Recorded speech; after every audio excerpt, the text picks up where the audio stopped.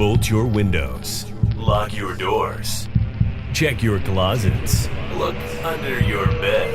And then prepare yourself. For it's another episode of Dark Knight of the Podcast.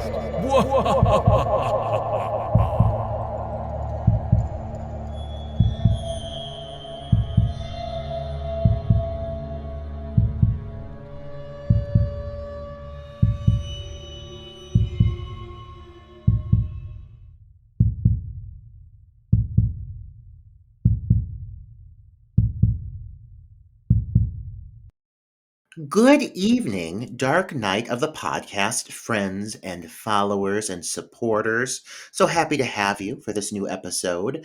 I'm still personally feeling a little bit of the burn after our last review, where I left somewhat of a negative opinion of a review for the Poughkeepsie tapes.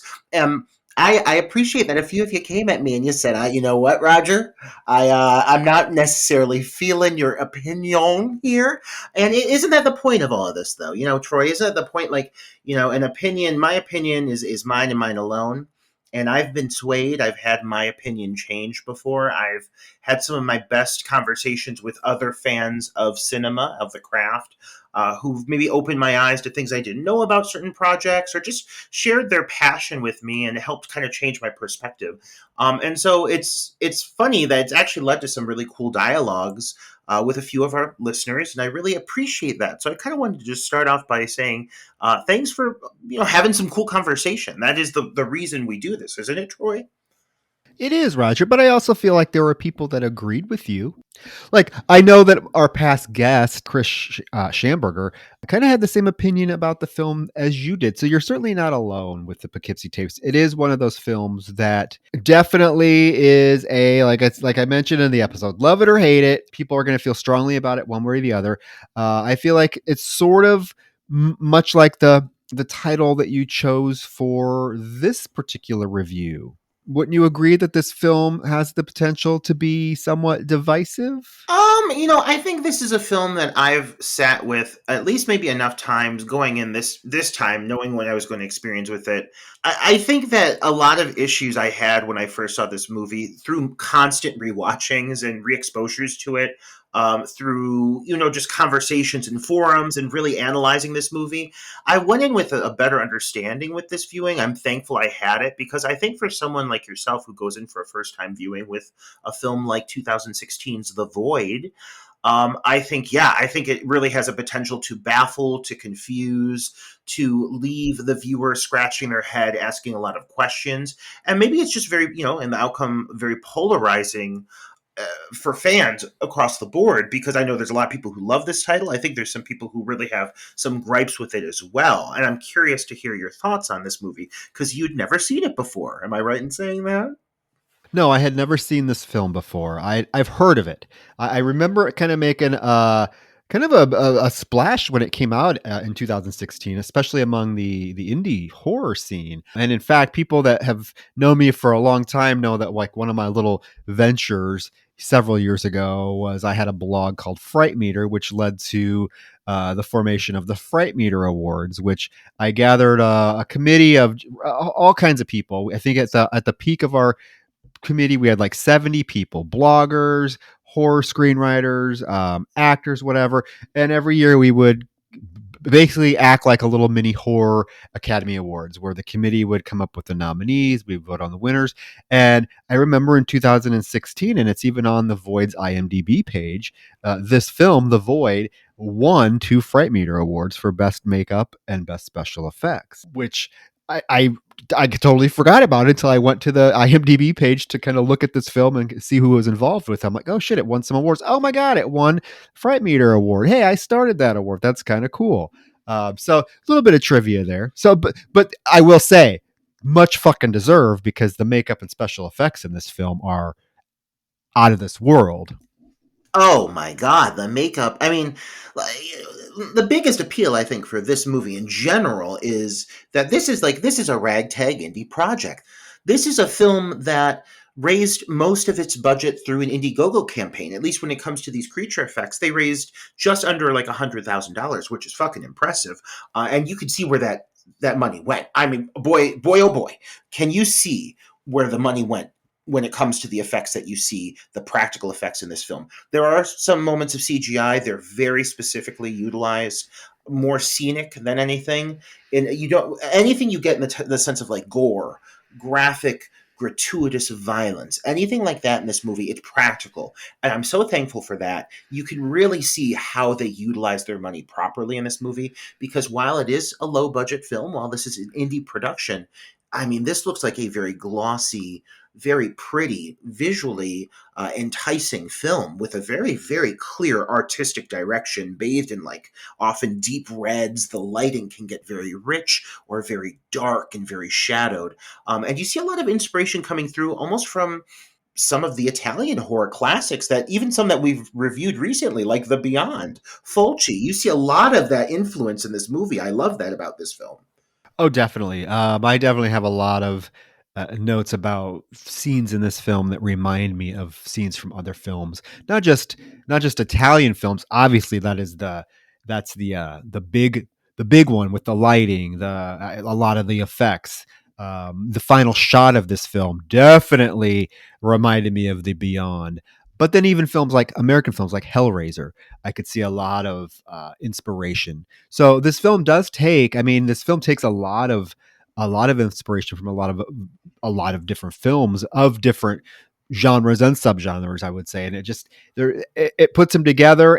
I don't know how well, Roger, the story worked for me or like the characters worked for me, but I will say I was thoroughly interested through most of the film. And that mainly solely is because of the visual aspects and not necessarily the plot or the characterization. I can see that here. I can see it. It all takes place over one night, and it's kind of giving you bits and pieces of what's transpired leading up to this big event that we're about to experience that takes place within this hospital. One main setting works pretty damn well for the movie, but it's a character driven piece that at times is giving you characters who are somewhat underdeveloped. Not to say they're poorly acted or anything like that. I think some of the acting in this is actually rather great. But yeah, you're only getting little bits of information to kind of spiderweb these relationships together, and at times you're left thinking, is this enough? Is this enough to make it feel, as poignant as it could be, as powerful as some of these moments could be? But visually, this movie's a treat, and it's really impressive what they pulled off with this film. When we're talking of things that I think inspired this movie, I'm even going to kind of dip into like some of the classic horror themed like RPG video games of the late 90s and early 2000s. Like I get vibes of Silent Hill in this. I get vibes of Resident Evil when you got this cop and his team moving through these shadowy hallways with their guns, ready to fire, just terror at every turn. It's just so terrifying, and the visuals really pay off. It feels like Parasite Eve. Like I don't know if you played any of these games like I did, but I grew up on these games, and the influences are prominent here to me. So I appreciate this movie on that level as well. And I'm curious if some of our listeners who are maybe gamers and do enjoy the horror genre might have some feedback on that. Do you see those similarities? We'd love to hear your thoughts on that. Definitely, Roger. I was never a big gamer, so I can't chime in there. But I definitely recognize the influences that this film took from, and there's also like a certain level of dread that I think this film does a wonderful job of carrying throughout most of the runtime, and a certain level of mystery that the film successfully achieves throughout most of the red time.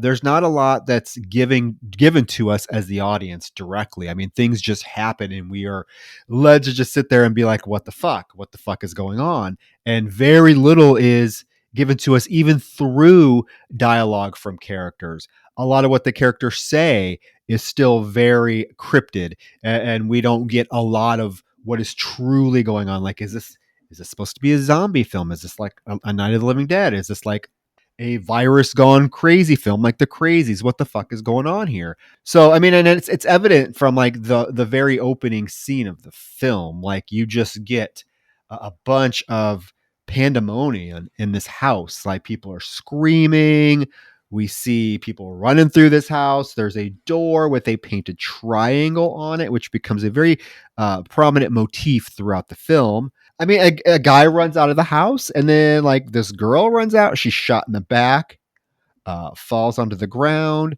These two men come out and just like pour gas on her and set her on fire. That's like how the film opens, and like we see then there's this hooded figure.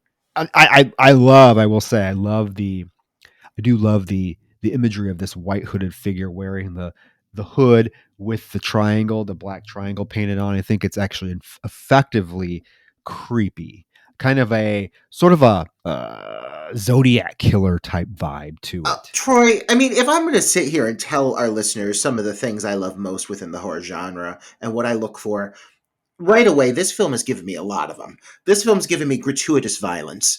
First shot you see is just these bloody legs laying dead in front of the camera as it moves in, and you see these people running out this door. And then you get this girl getting blasted in the back and set on fire. And it is just, within the first 2 minutes of the film, you're getting this really just intense, crazy, bloody violence. And so you kind of know, you get prepared for what to anticipate. And I mean, it goes way beyond this. But I mean, they started with a bang, literally. And this opening, it is very mysterious. It shows a lot, but it doesn't explain exactly what's going on. You're kind of on the journey with like the focal characters right off the bat. You're piecing it together, as a lot of them are as well. And so it is, I think, intentionally vague. I do think this is a film that if you listen to some of the monologues and spiels coming up as you get deeper into the movie, there is a lot of exposition here at play. And you're right, a lot of it's very cryptid. But once you go through it a couple of times, the overall goal here, it's kind of laid out piece by piece, like in little breadcrumbs for you. You just got to really pay attention. But it is very vague. And that is one thing that may, for some people, work into the film's favor. For other people, they may yearn for more out of it. But when it comes to the cult, one thing I wanted a little bit more was just to maybe understand the inner workings of that. Like, you've got this great visual. The cult members are horrifying, but you don't ever see like a reveal of someone pulling off a cult mask and revealing if they're, a town local. Are these demons? Are these cult members like, are they spirits in a way? Are they like fantastical? Because they come and go. They just appear out of nowhere. Like, suddenly there's five of them just from like a jump cut, and boom, there's five of them just standing there. It makes it almost feel kind of supernatural, which would make sense because a lot of this movie is. But I just wish I knew more about like the ins and outs of the cult. But they're just there to serve the purpose of, there is a cult at play. You are kind of coming in the middle of what is a major event for this cult. It's not like you're starting to pick up on it at the very beginning of it. You as the viewer need to realize like you are coming in the midst of everything going down. And a lot of people in this movie are just clueless to that up until the point that the film begins. Yeah, there's not a lot of exposition. That opening scene starts with a bang, and yeah, and you're in the middle of the action. And I also really like the opening credit sequence of this film. It's very, I don't know, it's kind of eerie. It's just very, and it's very simplistic. It's just various shots of this town, whatever town this is, and it's just like super isolated, super blue. The blue coloring is coming through, and you're seeing like shots of just various landscapes throughout this town, a gas station, different things, and it's just so eerily quiet. um and then you move into a police car, Roger, that is parked kind of on an isolated road. You can tell that, this town isn't very happy and not a lot goes on in this town. So it's like the police officer fills his time, his time on duty just by like parking and kind of taking a nap. And that's kind of seems what he's doing. He's out on this isolated road taking a nap. And I think even like his dispatcher realizes this because she messages him, asks him if he's awake. And, she's just giving him some shit when all of a sudden the guy that ran from the house in the opening scene kind of stumbles out onto the road. This kind of launches into action what happens, the events of the rest of the film, right? Because this Officer Daniel Carter, gets out, goes to check on this guy, realizes he's hurt, and decides he's going to put him in the back of his car and take him to a hospital. Now, again, there are moments in this film where you definitely want to pay attention to the dialogue because it is important. Even though I had mentioned earlier that a lot of the dialogue is very vague and cryptic, there are moments that are very like pointed and give you the audience some very important information. Because when Carter radios about where he needs to take this guy, he is told, well, Marsh County Hospital, even though it caught on fire and they're in the midst of moving, it says that they're still in operation, so you're gonna have to take the guy there. And Carter's hesitant to do it, but the dispatcher's like, well, the next closest hospital is like 30 minutes away, so you decide. I really like how they introduce the character of Sheriff Daniel Carter. I think that he is a charming, likable, kind of rough around the edges, just kind of endearing character. He seems well intentioned, though flawed. You get to explore a few of his flaws as the film goes on. He's stubborn. A relationship he has with another character that's going to be introduced very soon is very intriguing, though I don't think we get enough of it. This is a film that I would love to see a director's cut. I feel like a little more material, a little more time spent with some of these relationships would have gone a long way because the acting really is quite good, and he is a quite a capable lead. I feel that he is just charming, and every moment he's on camera, he's fully invested. The acting in this film doesn't feel truly indie. I really think there's some strong performances at play, and I just think that he really kind of shines in the role. But yeah, I would have liked to have explored a little bit more of the depths and the nuances of his character. But we're just thrown into it in the midst of confusion because he's being forced to go to this hospital where we find out that his estranged wife Allison is a nurse, and that's a really interesting relationship to throw at us as the viewers, and that's something that deserves exploration. And these are two capable actors balancing this relationship very well on camera. Like again, I would have loved to have seen. I would have loved to have seen what more they would have done with that because I think it could have been very intriguing. Yeah, I agree with you. The characterization in this film is definitely lacking.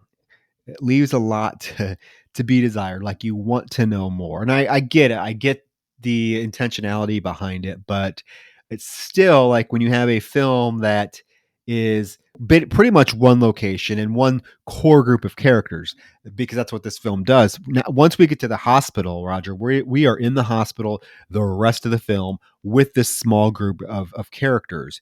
And let's just talk about these characters real quick. We got, like you mentioned, Sheriff Carter and his wife Allison, who's a nurse there. You have another nurse, Beverly. You have an intern, Kim, and then you have a grandfather and his very pregnant teenage granddaughter, Maggie.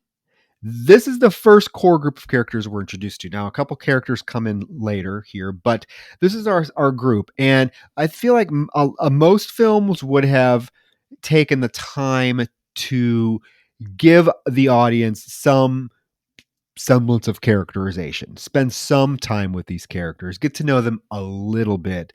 This film really does not do that. So while we're told, oh yeah, Allison is Carter's, wife, and they're estranged for some odd reason that we really don't know. We find out kind of, but like to me, it's like, yeah, I just wish we were given more with these characters because it was really hard for me to really necessarily care about any of these characters, or like want to follow them or want them to survive or want them to whatever. It's just because they're just so like they're there but they're not, there's no depth to them. Yeah. That this is something as a fan of the film, I'll admit, I wish I had more time with them. Just selfishly to have maybe just seen a little more exploration of, like what you're saying, what caused the downfall of this relationship. Other characters here are swept by so quickly, like lead nurse Beverly. She has barely a few moments, and then suddenly something happens here in a moment. She's out of the picture. But some characters are barely explored. The grandfather, as well, is another one. And I could have just used a little bit more, like I said, time with these people because no one's really bad at their job. Like no, there's not really an actor in this film who's just not making it happen. Like I think everyone's pretty competent. So to not spend more time with them just seems more of I guess maybe on the writer's part, but I don't want to shame that, because when you think of classic films like The Beyond, for example, like we've said this before, these films were not driven off of storyline or character development. They were driven off spectacle. And I think that one thing that this film does honor in the tradition of classic films, Italian zombie classics, City of the Living Dead and so forth and so on, it leans gore first, storyline second.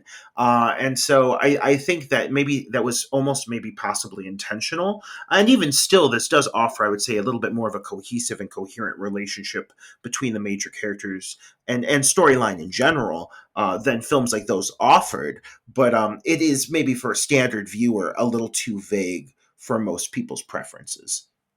Well, I also forgot to mention there is Dr. Powell is there, and we also have a patient, Cliff, who seems to be like the only patient that's being housed at this hospital, because again we're told a couple times this hospital had a major fire. Half the hospital was apparently destroyed. They are in the process of moving to a different location, so they really have a bare bones crew, not a lot of patients. And so you get like a moment with Kim, this intern Kim, who is in the hospital room chatting with Cliff very casually, almost too casually. Like I was trying to get the impression if they're supposed to be like a couple or something, because she's sitting there with her feet up on his bed, kind of razzing him about giving him a catheter and stuff like that. And he's like, "Oh, I'm just going to go to sleep now," and it seems like a really interesting dynamic. But then something happens, and you're like, "Okay, well, I guess that's the end of that." Yeah. Once things start moving here, I mean, like they do move so quick that it almost takes your breath away. Like when the action starts rolling, like you're in it, and I think it almost feels to some people as though it missed a couple of steps or a couple of beats that would normally, I think, in most films be utilized to establish what the fuck is even going on. But right now, we're in the hospital, we're experiencing this environment. It is very reminiscent, as are several moments and cues in this film, very reminiscent of Halloween and Halloween 2. I mean, that is another film that I think this movie homages in multiple moments, including a great little startle sequence in a closet coming later in the film. But I think it's very intentional, and several of these long shots in the hospital. You get these long kind of slow moving push-ins down the hallways as it's setting tone and building dread, and it feels very Halloween 2 in that as well. So I like that. That's another film I love. So that's just one more little box it's checking. But we're meeting all the characters. It's moving quick. He arrives. They get the guy inside. They take him where they have to sedate him because he's flipping out. He is obviously on something, and so Beverly injects him and sedates the guy, who we found out his name is James, and he does come to be another major character here. James, and she does notice that he has other track marks on his arm as well, which also plays into something later on in the plot. So anything that's mentioned, I do like the fact that it does come back into play later on if you're paying attention. Also, I mean, yes, the Halloween 2 vibes. Hey, give me a fucking deserted hospital any time of the day for a horror film setting, because I think there's nothing creepier, Roger, than a dark, isolated fucking hospital. And this gave me major Halloween 2 vibes. So I'm glad you mentioned that. Well, this was actually an abandoned school that they utilized for this film, and then it was torn down not too long afterward. But sometimes, again, in some indies, you would be able to look at it and say, "Wow, that looks like a fucking abandoned school." That emergency room sign flickering when they pull up in that big wide shot, like this looks like an old dated hospital. Plastic tarp over the windows because of the fire. Like the setting is great, and this is a film that it is really restricted to one location, but they use every fucking aspect of it, and I don't mind it. I don't mind that we don't go anywhere outside of this building, because they sure make it look fucking awesome. It makes complete sense that it's a school, because what's my second favorite location for a horror film? A dark fucking creepy school. So I just love this location a lot. It's just super atmospheric, super super super creepy. I love the long shots and the way they play with just the vastness of this space and like the emptiness of it, because half of the hospital is supposed to be burned down. So like you're just seeing long stretches of hallway with like nothing down there, and it's just a small core group of people that are hovering in one end of this hospital because they can't go anywhere else because it's been burned. Now, okay, so we get this brief interaction between Nurse Bev, who I kind of liked her. I wanted more with her because she's really she seems really kind of just a go-getter. She immediately like sees Kim just kind of sitting there reading her textbook. She's like, Kim, we brought you on to help. You can't just sit here and do nothing. You need to file those files in these boxes like I told you. I mean, she just seems very like she's in charge. I wanted to know more about her, but unfortunately we don't get to. I do want to point out we've got in the role of Kim, who I do think is a standout character in this film. We've got Ellen Wong, who is respectable enough actress, lots of credits to her name, including she did appear in the 2012 remake of Silent Night. Well, loose remake, kind of in its way. It's almost looked as its own piece at this point in the game. But Silent Night, Christmas slasher. She plays the receptionist at the police station in a very similar role. And when watching this back, I was like, oh, wow, holy shit. She's almost like playing, in a way, the same character. Like she had a moment where she was hiding in a closet. It's restricted to that police station. Every scene she's in is in the same kind of setting. And now you've got her in this hospital setting, in this nurse role, but having a lot of those same beats and almost similar interactions, just to a way greater extreme. This character is a lot stronger for her. She gets to go through a surprising amount of emotions as the film progresses, and they put a lot more on her shoulders than you would anticipate when first meeting this character. Bev, however, not the case, because you're absolutely right. From this moment on, Bev, you might as well forget about her, because next thing that happens with Bev, I mean, did not anticipate this at all, did you, Troy? No, I did not. I did not. We get this moment before what happens with Bev. We get this moment where Nurse Allison, brings Sheriff Carter, some coffee. It's an awkward moment because there's just like this tension between them, very palpable. And she says, it's always good to see you. And he's just kind of standoffish towards her. And this is when Dr. Powell interrupts them to say, the patient is out. We sedated him. He's out. So we're good there. And then there's this brief conversation because Allison leaves where the doctor tells Daniel to be gentle with Allison. There's nothing like the pain of losing a child, he says. He says, I know because I lost my own child and it caused me some major pain and major grief, which is important information. Oh, very important. And I will say that as vague as this film is it sure is intentional about providing moments of exposition through casual dialogue between these characters. Like, this may not seem like of anything of importance when you're hearing this little brief moment unfold. You maybe just think this guy has a relationship. It would make sense. This is the sheriff. His wife is a nurse who works under the doctor. I'm sure he knows Richard fairly well. So it seems like just a very casual moment of almost fatherly advice. You wouldn't anticipate it has these maniacal undercurrents that we're going to come to find because it's played so casually and so relaxed. You almost don't expect to look for it. As Carter's walking away, he walks down the hallway and he hears some laughter, some just like chattering and some laughter. So he slowly approaches Cliff's room, patient Cliff, where the laughter is coming from. And I mean, just talk about something that just comes out of nowhere. It's like we're not even 10 minutes into the film, and what he comes across is Beverly, yes, that Beverly, Nurse Beverly, pulling fucking a huge pair of scissors out of Cliff's eyeball.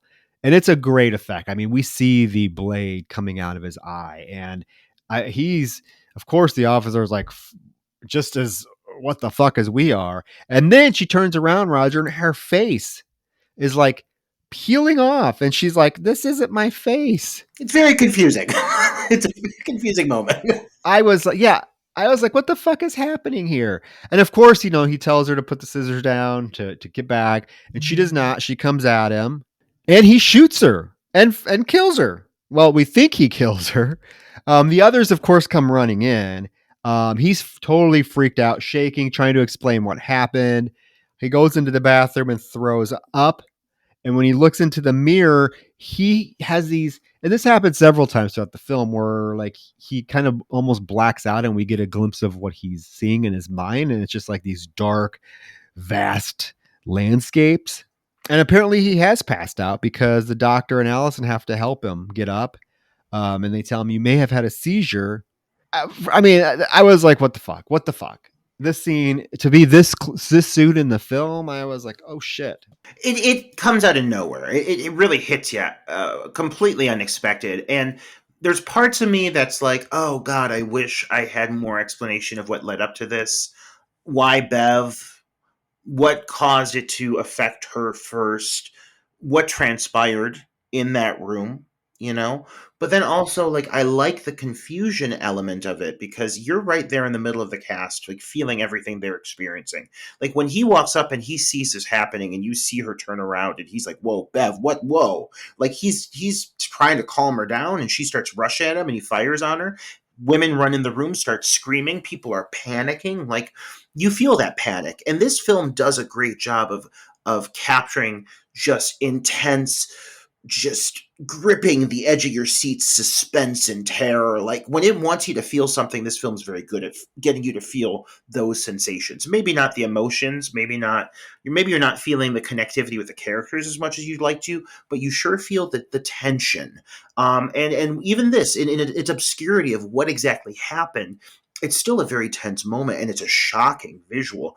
And you're kind of just like left to thinking like, what the fuck? Like, what happened? How did things just turn so fast? But from this point on, moving forward, the film doesn't let up. Like, this film isn't looking to slow burn you. This film is looking to get you just deep in the middle of the terror that it's offering you as a viewer, and it wants to give you these visuals constantly and keep bombarding you with them. And I mean, this is how you do it. This attack happens, and the ball's rolling. Yeah, and like I said, I was like, what the fuck? Seconds before this scene, we see Bev interacting with Kim and she's perfectly normal. So within a matter of like a minute, she goes from being perfectly normal to having her face peel off and shoving scissors in a patient's eye.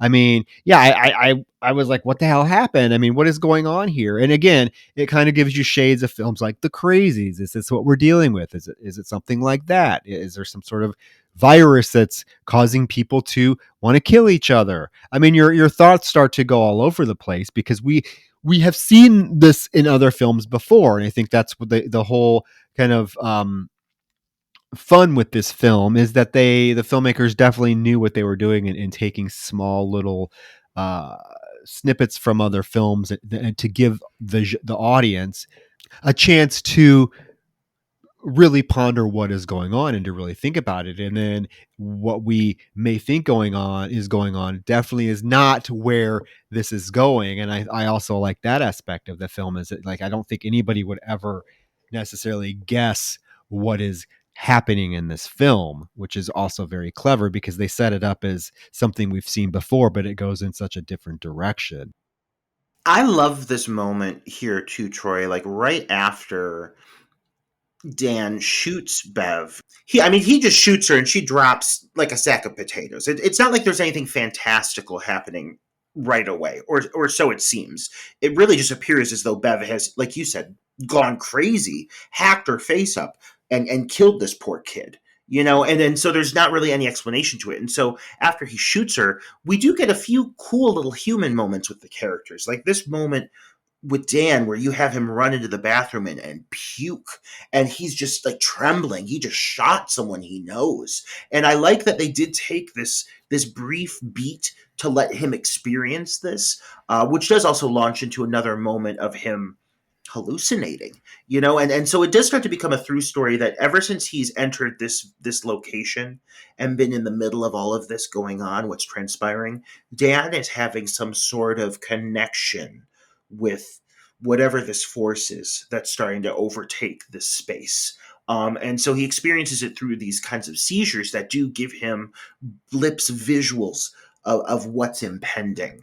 And it's not really explained. It's very, very vague. Like I said, it's hinted at, but it does provide for some beautiful visuals. Like I'm saying, almost ring-like quality visuals that are quite striking and very convoluted, but also just really, really interesting and shot and very stylistically. I like these moments. I just wish maybe that connection was explained a little bit more thoroughly. Yeah, I mean, even at the end of the film, when we get there, the film leaves you with a lot of questions that are just going to have to be inferred. I think people are going to have different interpretations of what's going on with this film. And yeah, it's like, why is Carter seem to be the one now that is having being in tune with these visions and whatnot. I guess it's sort of hinted at the end, but not fully. There's just a lot of stuff in this film that is, again, left up to the viewer to decide. But yeah, after he kind of gains his composure and comes out of his seizure, quote unquote, he wants to call the police. But Dr. Powell tells him the state troopers are already here. So they go out into the lobby, and it turns out this state trooper, who is played, I must mention, by Art Hindle, who played in Black Christmas, the original Black Christmas. He played Claire's boyfriend. He was also in The Brood. So definitely some genre familiarity in the character of this trooper. But he is there specifically for this James kid that Officer Carter brought in. I love this little dialogue. He doesn't get a lot, but he's very, very stern with Dan. And I love, even when you listen to the intricacies of their dialogue, Troy, like when Dan asks, like, well, what is it? Why do you want him? What are you doing here? He's like, yeah, there's a bloodbath about 20 minutes back. This guy's to blame. So they think that this guy massacred what is a huge volume of people. It's starting to come together what actually happened in that house. And you just have to listen to these little details. But you also get a lot of details on his relationship with Dan in their dialogue that comes up. It's very limited, but there's some really stern, kind of cold commentary that the character Mitchell has regarding Dan comparing to his father. This is another element that's definitely not explored enough, but makes for a really interesting arc for his relationship with this character Mitchell, who kind of just comes out of nowhere. Well, even the doctor before this tells Dan that you're stubborn just like your father was. So there seems to be among these characters, I mean, I'm piecing together, this is a very small town. All these people grew up knowing each other. Dan's father was a cop. The trooper does say, like, imagine if your dad saw this right now, what would he think? What type of cop would he think you were? So obviously all these people know each other. There's a familiarity among these town folk. I guess it's known among people that maybe the type of relationship that Daniel had with his father. It's hinted at a few times, but again, it's very, very, very, very surface level. Very surface level, and it really doesn't deserve to be. It's not like the writing is weak here. Like, again, some of the writing is actually very well handled in the fact that it does deliver much needed exposition. I just could have dealt with some more. I would have loved to have explored the relationships with Dr. Richard, with Mitchell, the trooper, between the couple. Like, everybody just deserved a little bit more. And again, this brings me back to saying I'd love to see a director's cut, because I'm sure this is a film that had to lose some sequences to the cutting room floor. And I think it could have really amplified this film quite a bit. Well, after the trooper makes that snarky comment, Trooper Mitchell makes that snarky comment to him, Carter asks if he can go outside to call this in. He wants to call it in from his, he tries to call it in from the phone. He can't get through. So he goes out to his car to radio this in. When he gets out there, he's trying to use the radio, and he can't get through still. And there's this moment like where he flips on his headlights, and we see standing at the foot of his car is one of these cloaked figures with the white cloak, the hood with a triangle on it. He's a little too casual for my taste. Like, I would be freaked out.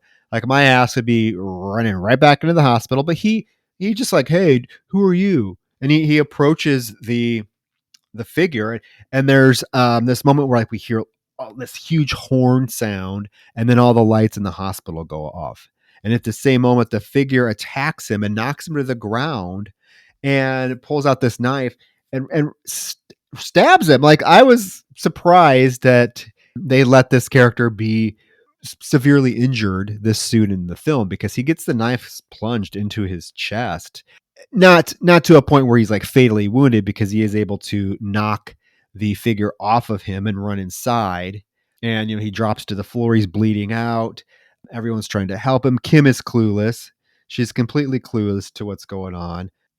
We do get this shot then of quick shot of Bev's corpse laying on the cement floor in the room, and like these tentacles are now coming out of its mouth. So you're like, oh fuck, okay, so maybe this isn't a virus making people go crazy movie, because now we get tentacles coming out of shit's mouth.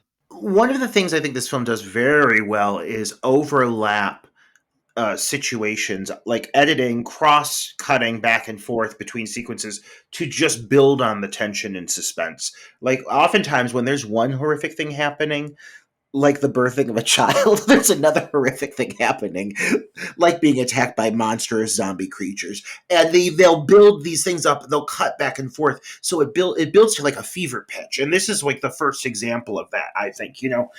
There's kind of just like everything's just going crazy. And they're starting to lose control over the situation. Once you bring the cult in, you get these really beautiful shots of the cult gathering around the building. It's truly striking. You get some great shots against the red and blue headlights of the car that I think are just fucking beautiful. And it really does now feel like these individuals are truly trapped because they can't go outside. The numbers of the cult are growing. It's almost got a Night of the Living Dead-esque quality. A bunch of strangers trapped in a building, and there's all of these assailants, attackers gathering outside. Another aspect I'd like explored a little bit more. This film, like I said, it comes up in the middle of what is this big cult phenomenon that's happening. And because of that, this whole thing with the siren, like going off, this horn going off, it's quite a terrifying sound. Reminds me of Silent Hill again. And they mention it a couple of times, but like what's causing it? Like, how big of a deal is this? Is the gate of hell actually opening up? Is it starting to flood over? Because it seems to be affecting all of the electricity. The radios are going out. There's a thunderstorm brewing. Like it seems to be actually affecting everything around them. So I'm just curious, like, how big of a widespread issue is this? We don't really know because we are confined to this hospital. But it does seem like things are starting to become quite supernatural now. Like, it's not just like you've got these cult members outside and that's the threat. You've got this whole thing with Bev where you have this very John Carpenter's The Thing almost moment with these leg-like tendrils coming out of her mouth, and that's all you get. It's like it's a brief shot of it, and then you're back to the commotion. And it just leaves you thinking like, oh, fuck, like what the fuck are we in for now? The cult thing is probably I feel like for me, these cult members, their outfits, their get-ups, the way they move almost in sync is the most interesting thing about the film for me. But then on the flip side of it, it's also like the least explored aspect of the film. It's kind of like it becomes like they're there, but we really don't necessarily know why they're there or how they're being controlled. I mean, it's again, you have to make a lot of inferences. I'm not saying that there's no explanation that can't be derived from what we're given, but again, it's just a little too loose and surface level for me. Because there's this moment like he wakes up and they all see these figures have now come to the hospital. They're all waiting outside the hospital in these white robes and these hoods, and it's quite a striking image. All these things, like just watching them from outside the hospital. And talk about another what the fuck moment. They hear James screaming from the hospital room, so they run in there.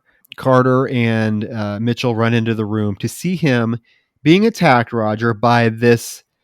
I mean, I don't even know how to explain this thing. It's a monster, like it's a giant fucking monster. It's Bev is turned into now a giant fucking monster.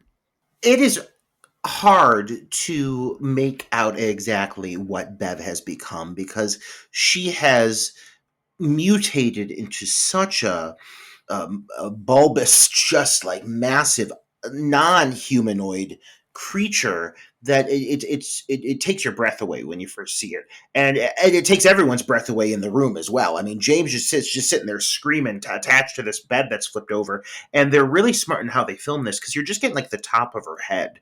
You're just getting little glimpses, and they really intentionally obscure the first few shots with these creatures because there's plenty to come.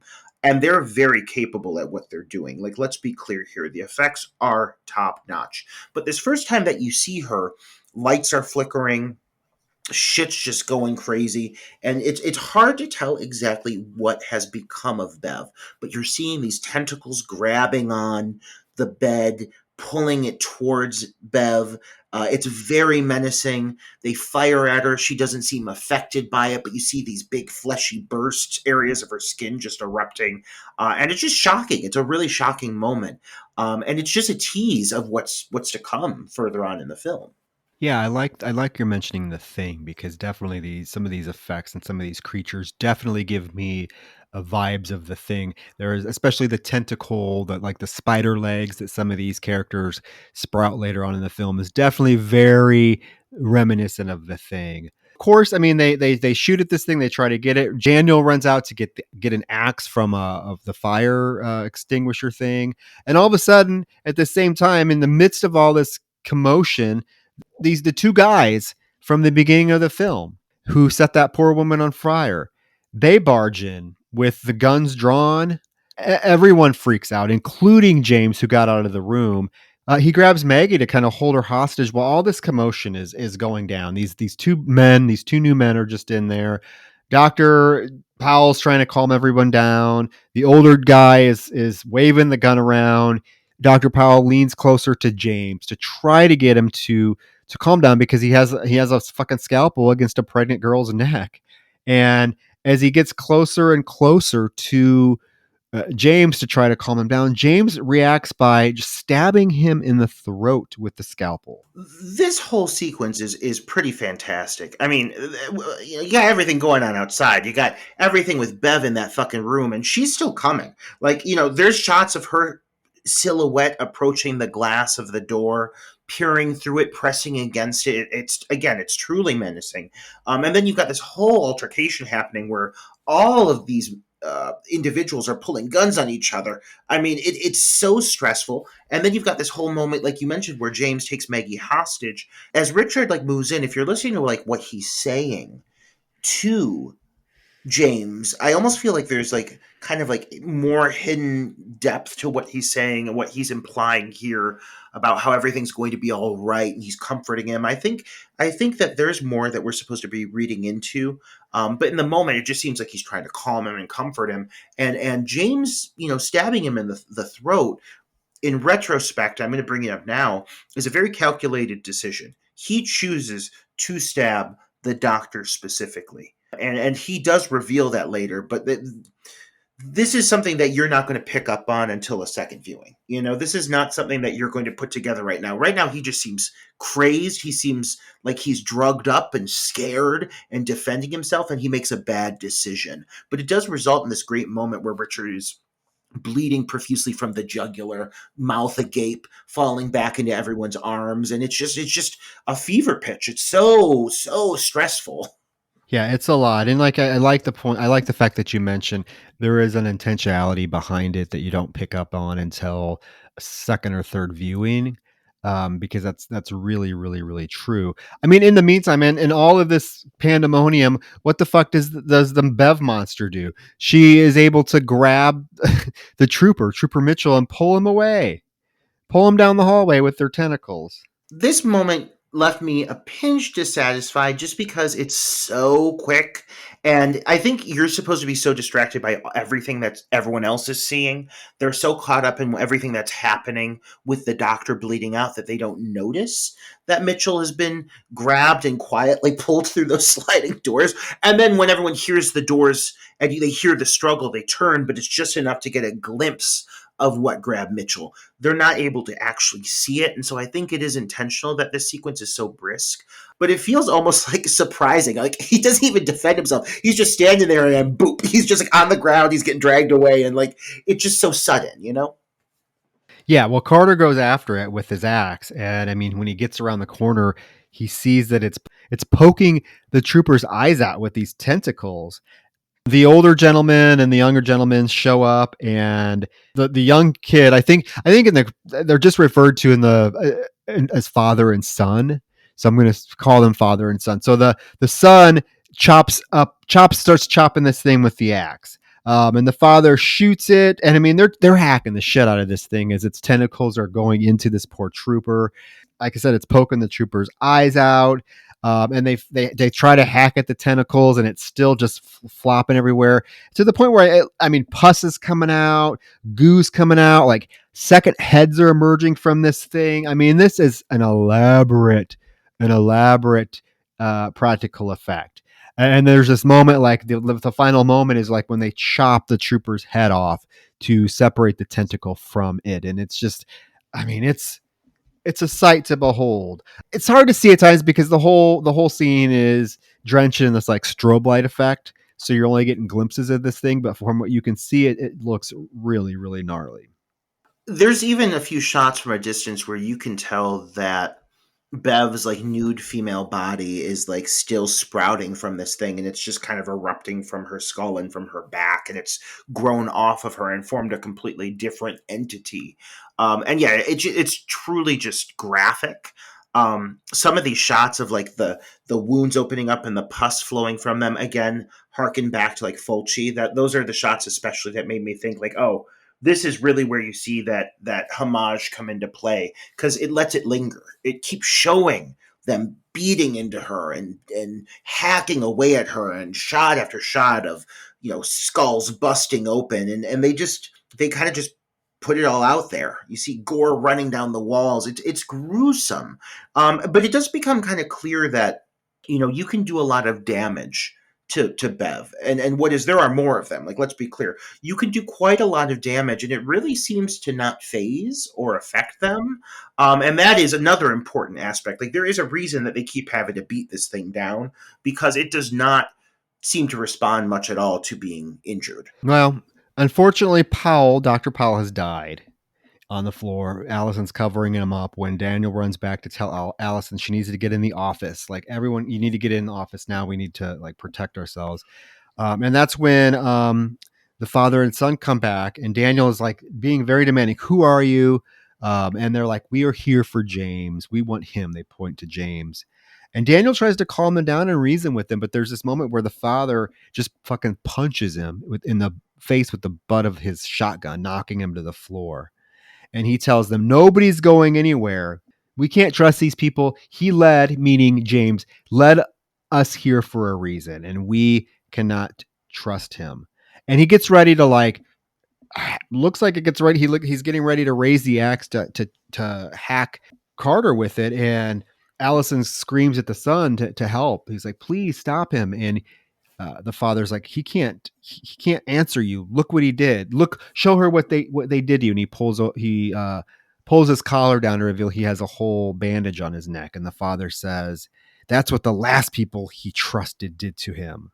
The whole connection between Vincent and Simon, that's their names, the whole relationship is one of the looser elements of the film, and it is one of the more intriguing because it does seem really intense. And Vincent is a very intense character who is he's an anti-hero. He comes in guns ablazing, literally. He's not scared to throw an axe or a punch or a shoot at whoever he doesn't trust. It's clear that both of them were clearly wronged. I'm assuming by the cult. I'm guessing the cult, it was somehow involved, but it's really vague, their involvement. I'm wondering if maybe even if the what is the wife and the other child were maybe victims of the cult. It's just hinted at. You really don't get a lot of it. It's one of those things I wish I could piece together more, because I do think it would help me enjoy the film all the more, because they have such a really intense relationship, but it's really just not given to us that much. Like, when they're on screen, it's mostly for the action, for the big sequences involving all the weapons and the fighting and the gore and the battles. We don't get enough sentimentality with them until towards the end, and it's really needed by that point, but I wish we had more. Well, and it doesn't help that the son does not say a word in the entire film. He's unable to talk because apparently he got stabbed in the neck or something, so he can't talk. So they're related. Yeah, I watched the film 3 times and I was like, are these really father and son? Because like when I looked on IMDb and I was looking at reading, it's like, oh, they're just referred to as father and son. I don't know. Their relationship real loose. Why they're like hell bent on this mission of destroying James, real loose. What they were doing at the beginning of the film, real loose. I mean, it's just, yeah. I was thoroughly confused by these two characters and like where they fit in with everything. So yeah, so there's a moment then when Daniel assures the father, Vincent, I guess you said his name was, that they don't know anything about what's going on, and Allison's like, I have a pregnant girl, she needs help. We hear these horns and the guy's like, wake up, we're not going anywhere. You hear those horns, they're calling them here. And Daniel's like, who's they? And the Vincent's like, I don't know, you go ask them. And we see like it's just nobody knows what's going on. They decide they're going to have to stay in the hospital, so they put like, is this Bev's body onto the stretcher and set it on fire and shove it outside? I love the hard cut to just that stretcher just like rolling out on fire. Yeah, I think what they did is they put the remains of the thing on there and they lit it on fire, and they're like, absolutely not staying in the hospital with that. I wouldn't even touch it personally, especially since it seems like it can regenerate. But I do appreciate that they got it the fuck out of the hospital. Smart call. It's not like these people are necessarily stupid people. They're not making horrible choices. They're just put up against a very extreme situation. Well, we can't forget about Maggie. Maggie's pregnant and she's not feeling well. They're all in a room with her, lying on the floor. She's definitely going through some pain. There's the moment where the father, Vincent, lights up a cigarette and Allison yells at him to put it out. She's like, we need to get out of here, or this girl needs help. There's the father says something like, oh, if we go out there, who's going to stop those people from attacking you? Grandpa, the teenage slut? And Allison slaps him for saying teenage slut. I was like, oh, okay. It's some drama here. Let's get going. Let's get going. And then he knocks Allison to the ground. Do you see that? Like he full on just knocks her to the ground. It's very physical. I know it's giving me some Night of the Living Dead drama. That's kind of, again, moments like this with the characters I think we kind of need. They're few and far between, but at least we're getting some sort of dynamic. Yeah, he knocks her to the ground. Daniel goes over to tell her she needs to stay calm. She's like, listen, this baby could die if we don't do anything. Like I need to go to this med supply room so I can get some supplies to help. I might have to perform a cesarean section on her. Daniel's like, you're not going alone. And if this is about our baby, then you need to calm down. She's like, no, I'm serious. She could die. And he's like, fine. You wait until I get back, and then I'll go with you to the medical room. There's something really, I think, intriguing to acknowledge at this point, that all of the focal characters, meaning like, you've got Vincent and Simon who've come into the story, but they are very, very heavily focused on moving forward. And then you have Allison and you have Daniel. These are all characters who have experienced loss of family, specifically in most of their cases, loss of a child.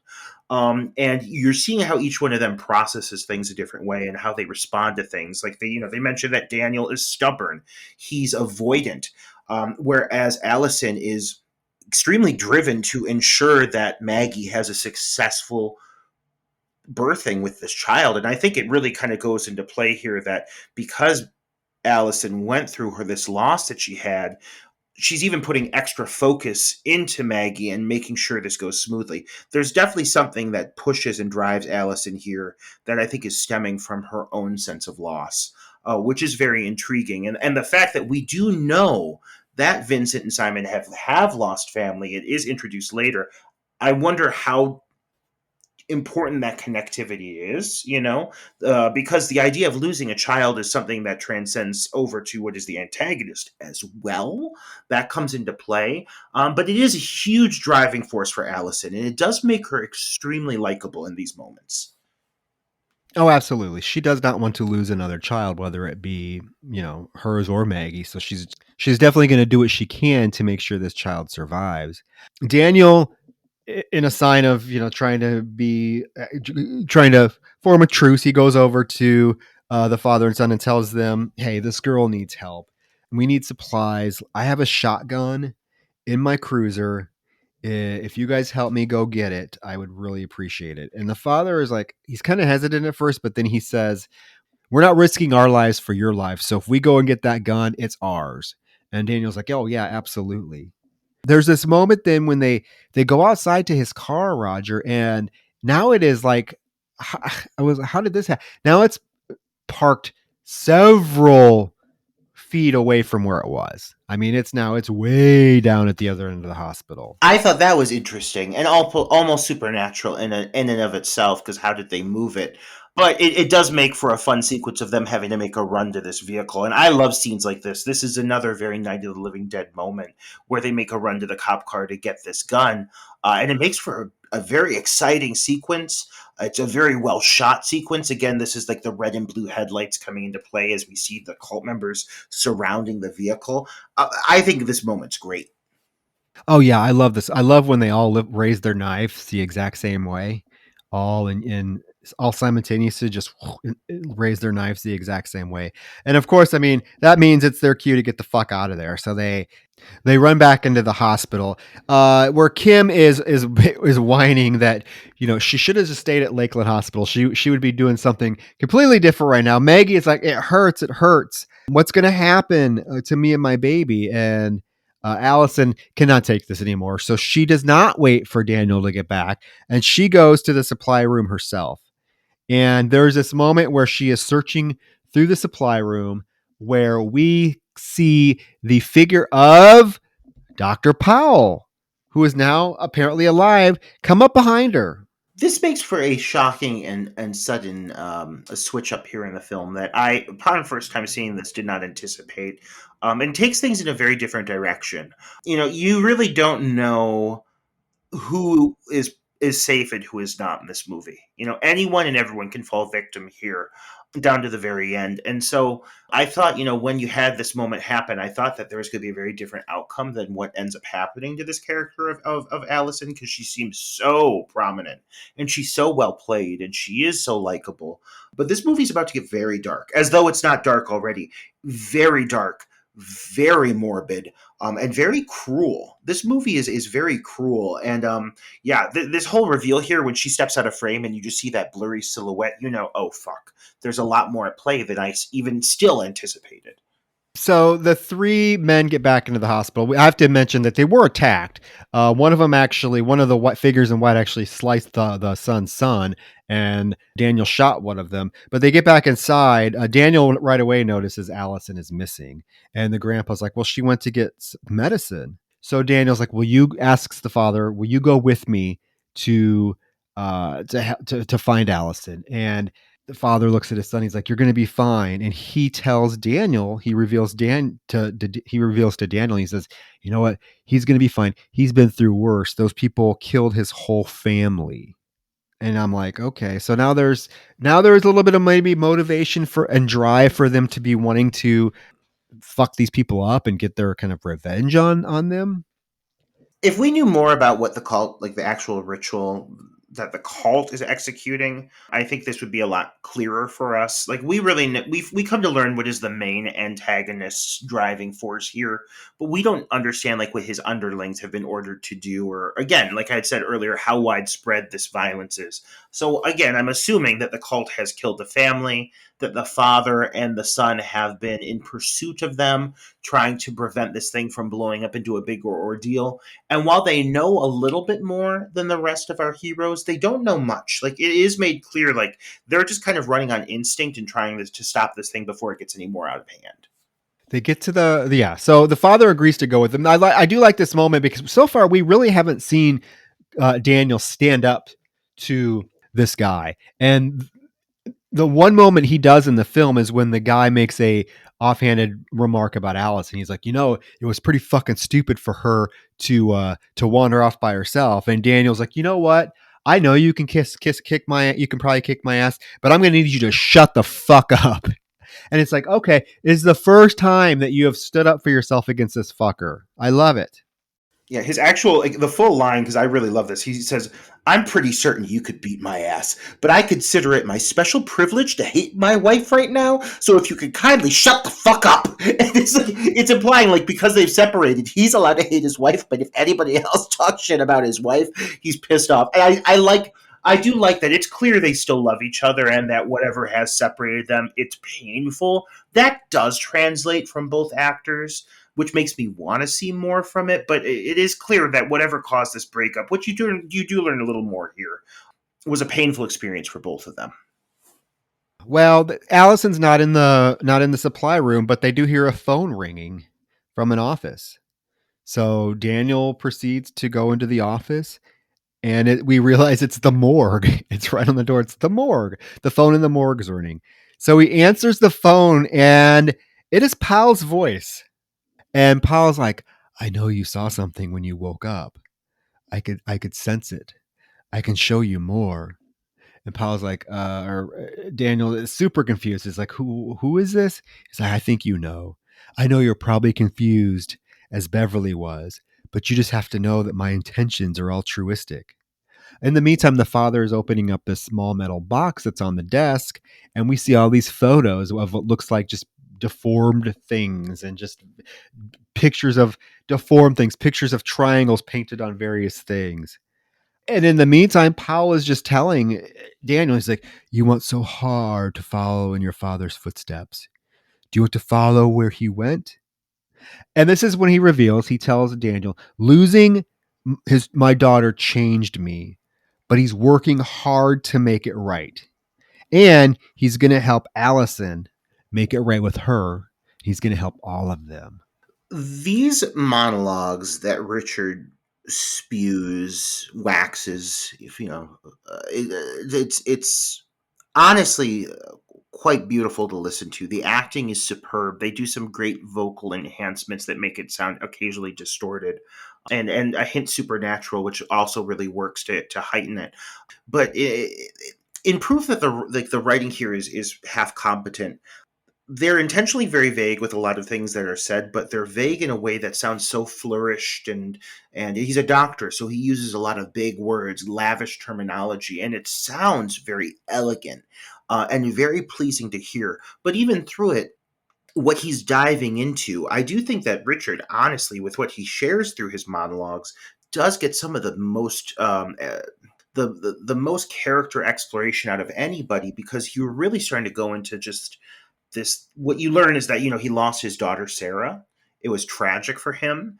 It caused him to go looking for solutions to overcome it. And he even says at one point, he says, and when you go looking for things, the things you'll find. And it's so vague, but it's so enticing and such an interesting concept. And he does it in a way that's so maniacal. This actor's voice is just, it's haunting to listen to. It truly does sound like the devil, and so that really helps sell it. I think if this was performed maybe by a less competent performer, it wouldn't be as impactful. But because it just sounds so dark and just powerful and intimidating, these moments really hit for me. I enjoy any of the moments that he's kind of spieling to them. Yeah, you're right. It sounds very elegant, and I'm glad that it is the character that we get the most knowledge about or from, because it ends up being the antagonist. Like, we need to know what his motivations are. So I'm glad that we're getting a lot of this story about him losing his daughter, what he's trying to do, all that stuff, because we need it. We need to at least have some understanding of what's going on, because this film is just throwing one WTF moment at us after the other. So trying to put it all together, the only way we're doing that is through this very charismatic dialogue. But they bring the guys take Kim some supplies, and they ask her to help Maggie. She is totally freaking out, saying that she can't do anything. She doesn't know what to do. Carter reveals he wants to go down into the basement to see if he can find where Allison has been taken. He's like, he asks the two guys, do you think of anything that can help us? And the father's like, "Yeah, I think I know something that can help us." And they go over to James, and there's this whole thing where they're trying to get information from James. They threaten to smash his fingers with a hammer. James is freaking out. They're like, "What do you know? What can we do to be safe?" James is like, "It's the fucking doctor. I swear it's the fucking doctor. And he reveals this little tidbit that he met this girl on the road. He asked her if she knew where he could score some meth, and she takes him to a house, which he thought was a track house, but it was full of junkies. The doctor was there. The doctor gave them drugs and watched them have sex. And then he reveals there were loads of people there dressed in these white robes and hoods. And they did a bunch of killings and sacrifices and made us watch. What I would have given to see this tidbit. And I get why it's vague. I get that. I mean, they're explaining a lot here, and I'm happy we're getting it because we needed this. We needed to know what went down before all of this. And I do think it's quite an interesting setup. They're luring in junkies. They're luring in, the dregs of society into this rural, just derelict farmhouse where they're committing this massive massacre. And he does say that he says, and some of them started to change, and that's important. And so really, like, what I'm gathering is this cult ritual is that they massacred a high volume of people to get the first step of this ritual underway. And it's now progressed to the point where it's now Richard is kind of starting to take on his next form, which occurred when he was stabbed, obviously kind of set that wheel in motion.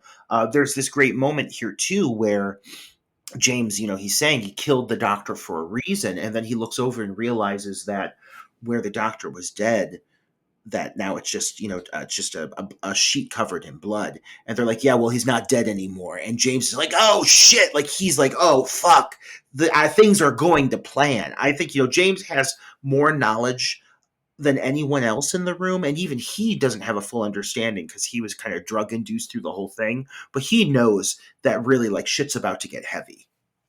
They uncuff him and tell him, hey, well, you're going to go down in the basement with us to see your friend. And he is like, fuck that. No, you guys are as crazy as that fucking doctor. Well, they drag him down there anyway, and they transcend into the basement with guidance from Kim because they gave her a walkie-talkie. She's helping guide them to where the basement stairs are, where they're going. This is where you really get some great atmosphere and just like creepy claustrophobic sets, because you're just getting these long dark hallways that are illuminated in blue lights, and they're trying to find their way around, and what they are telling Maggie on the walkie-talkie isn't matching what she is saying in terms of where the stairs are. They come across a staircase, they go down it. She's like, that's not in the right spot. Where are you at? And they're like, well, is there a sub basement? Because we found another staircase going down. And again, I can't emphasize how just great the scene looks, the lighting. It just really creates an uneasiness, like something could pop out at any time. This is another moment that touches on that Silent Hill vibe, and even down to the movie, which we watched together and we did a review of a good while ago, and what a blast that was. We had a guest for that episode too. But no, and you're right. Like, the atmosphere here is like, as though the hospital wasn't effective enough, it shifts. It becomes something even more bleak, more desperate. And there's layers to it. With every new room they enter, it's even more horrifying. So, their set department here deserves some acknowledgement, even down to the usage of like smoke and mist and goo and moisture. It's just the lighting when it's bathed in reds at times, it looks like hell. They even say it at one point as they're entering the next level of the sub basement. He says, we're in hell, and it feels like it. The sense of dread, it's palpable here. I can't think of a lot of movies recently that created an environment that was truly just so like hellish and horrifying. It really is a sight to behold. It kind of reminded me personally of like going into an elaborate haunted house attraction and going through it and like knowing each room you enter is going to be even more extreme than the next. And that's kind of what they're going through here, is each room they enter, it's just more fucked up. There's more horrifying shit to see. I do like this moment with Daniel. It shows at least some humanity in him, where they get to that second staircase going down, and he tells the father and son, he's like, you know what? I can't ask you guys to go down here with me. And they consider it, but they're going to go anyway. They've gone this far. They're like, what the hell? We're going to go. Of course he then, once he realizes they're going to go with me, grabs James and makes him go first. I like that they allowed these men to be scared too. I think that's part of the reason some of these scenes are so scary, because it's not like these guys are just going into it ready to take on whatever comes their way. Like, they've seen the horrific sights that are to behold in this sub basement. They've already seen a glimpse of it, and they're scared. And they stop in that stairwell, and they're like, "Okay, fuck, fuck, fuck." Like, when people are scared in this film, I buy it. The fear level is high in this movie, and that makes me, as the viewer, all the more scared. They're selling it. Oh yeah. I mean the hesitation. I would not go down in this fucking basement. I'm a pussy when it comes to haunted house attractions. I'm certainly not going to go down in this fucking thing. But yeah, now we cut away from this moment before they transcend that final staircase. We cut to Allison. She's not down in the basement, Roger. She is in a delivery room strapped to an operating table with Richard Powell, Dr. Powell, standing back to us, back to the audience. He's prepping to do something. And he is telling Allison, you know what, Allison? Death is more of a sensation of release than pain. And he says, have you ever wished to save someone beyond saving? And again, we get another moment where he says, losing my daughter destroyed me, but it motivated me to find a solution. You'd be very surprised the things you find when you go looking for them. And she is just strapped to this table, not knowing what the fuck's going on, pleading with him. And he is just delivering this, again, elegant. I like your use of that word with his dialogue. Elegant. I could listen to this guy talk all day because he's just very elegant and eloquent. She doesn't think so in this moment, but fuck if I do. Oh yeah, I mean, he's selling it, and it's so creepy because he's doing some kind of self mutilation. You see him yanking and pulling at little shards of flesh, but you don't. It's obstructed. You just see him like clutching it in his fingertips. But it's this movie. It makes you like wince and flinch. There's so many moments in this film that make you just grit your teeth, and you can feel the pain of it all. And so he's definitely carving this whole time he's speaking to her, which makes it even more uneasy. But yeah, he keeps using these like terms about, like you said, saving beyond saving, and he keeps hinting at the idea of being able to be reunited with Sarah. The loss affected him so much that it drove him to look for something, and what he found was so much greater. And so while you don't get a clear description of what this whole ritual is, and what it is that they're doing to get it, you do really understand that this guy's driving force, like he is. I mean, he's beyond. He is just on another plane, on another level, mentally existing in a way that we can't even comprehend. And he just looks at all of these people as just that. Like when he says he's going to save them, he's literally saying he's going to put them in a place where their life is going to be endless torture. Like that, there's those Hellraiser vibes you mentioned. Like, it's so delicately worded here through that elegant dialogue, but what he is promising these people is truly horrifying. Well, in the basement, they've gone down the stairs. They come to a door with a black triangle printed on it. James is adamant he's not going in there, but they force him to go. Carter, before he enters the room, has kind of a slight moment of another blackout where he's seeing these visions of these dark landscapes. And after that passes, he opens the door. They enter, not before the father does look at the son. He's like, this is a mistake. But they enter this room. Back to Powell. I mean, what he is telling Allison, it's a lot. It's heavy. This film gets really heavy. He asks her if she knows where they go when they die. And he says, he does. You travel on, you're reborn into something else, like a caterpillar becoming a moth. And he says, until now, he's only been able to trap the body when it's in the cocoon. Early on, he says, Roger, he made some mistakes, and a lot of the mistakes are still down here with us. In fact, he says, few of them started the fire that burned this place down. And, they wanted these things, they want to die. And looking at them when we see what they are, I would fucking want to die too. These things are just horrible, horribly mutilated, horrible, just disgusting looking. He says, I won't let them die. Oh, his motivations here are just so, again, maniacal. And when he says specifically that term, like, it's very important when he says that, because you go into this next set of visuals here in a moment understanding that, and they make it clear just what he's doing to these victims of his. What he's aiming for is, he uses the term a true resurrection, but what his concept, what he's discovered is the form of resurrection, is the ability to bring those who've passed, or use the bodies of individuals here in the present, to bring those who've passed through in a new form that is this monstrous form that it just cannot really be defeated, but it's like just a form of constant pain and agony. And it's really like, it's like this demonic formation that you can basically resurrect out of somebody, and birth this monstrous creature that he hasn't completely gotten right until now. Now his goal is to bring Sarah back from the void, from the darkness, from this other realm, bring her back so he can have his daughter once more. But it's this just deformed, like I said, distorted version of who she was. It's not even human, it's monstrous. And it's a horrific concept. And now understanding that, though it is explained in a way that's a bit convoluted, you're about to launch into a moment where you finally get to see this on full display. And I will say, have your opinions on this film all you want, but what's about to happen from the moment you see her gut pulsing and writhing with something moving inside of it, it's just this horrifying shot, and it's very practical and very well done. From that point moving forward, this film, I think, does evolve. It really hits a stride here for this act, and becomes something just truly horrific.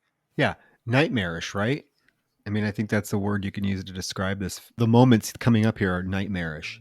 Because, yeah, she says, don't do this. And he says it's already done. And he lifts up her gown, and we see that something is pushing on her stomach. In the meantime, there's this whole moment, some moments with Maggie where she is, starting to really lose it because of the pain. She feels hot.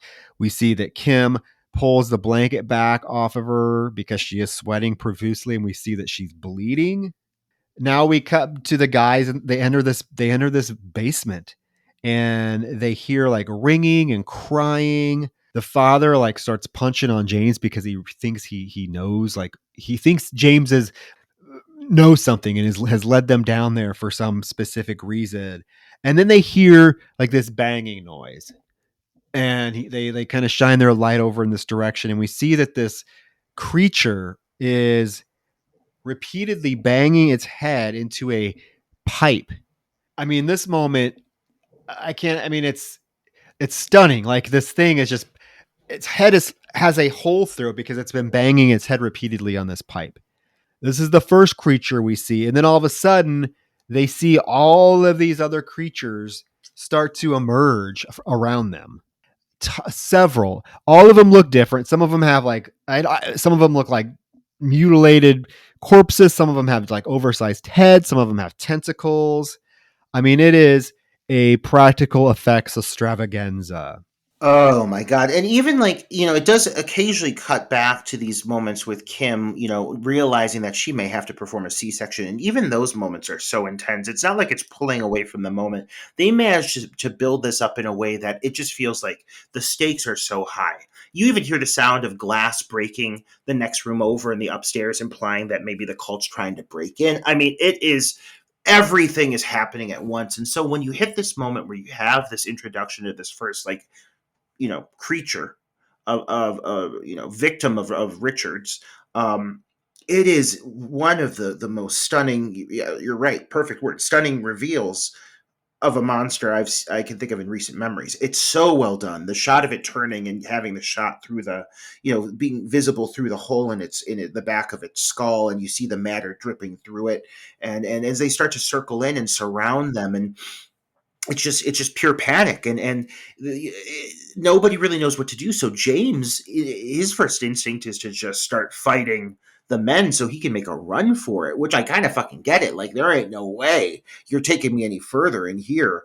And so everyone's kind of turning on each other. They're firing at these creatures, but these creatures, as we've learned earlier, cannot die. So they just kind of take a blow and keep on coming, and there's not really a clear way to defeat them, and it's just so fucking intimidating. Like, what do you do in this moment? How do you defend yourself against these things? Yeah, James jumps on Carter's back and is like trying to choke him and trying to get him down. And unfortunately, he falls to the ground. And there's this creature that's walking backwards on all fours. Like, Oh, I know. Oh my god, it's so scary. We just had that. We just had the Poughkeepsie taste with the guy, coming out of in the basement on all fours in that same manner. But this one's doing it backwards.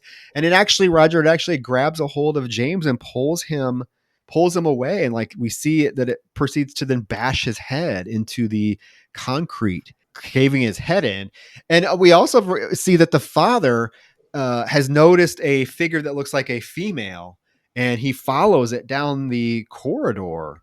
There's one thing to acknowledge here, that like as they start to enter deeper into the hospital, and we were getting glimpses of it earlier, with Daniel, but everyone is now starting to have these hallucinations. My theory with Daniel being so early in, being the first one to start experience these hallucinations, I think that it's almost hinted at there's a connectivity between him and Richard as two fathers who've lost a child, and so because of that, like Richard, he even says it. He's like, "You've seen it. You've seen it. I know you have. Like, I know you're aware of it." And I think that, that's something that, again, if they would have explored that a little further, might have been clearer. But I think that might be why Daniel is the most sensitive to it. But now they're so deep into it, everyone's starting to hallucinate.